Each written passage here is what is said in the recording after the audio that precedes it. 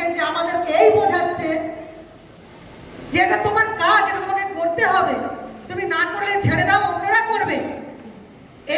এর সঠিক উত্তর, এই সঠিক উত্তরটা কি, এইটা করার জন্য, এইটা শেখার জন্য, এই উত্তরটা বলার জন্য আজকের এই সম্মেলন। মাঠে ময়দানে আন্দোলন করা, লড়াই করা, 5টা দাবি নিয়ে ঘেরাও করা, তার আবেদন থাকে আলাদা, কিন্তু সম্মেলন তার একটা আলাদা মানে আছে। এই মানে আপনাকে বুঝতে হবে। আপনারা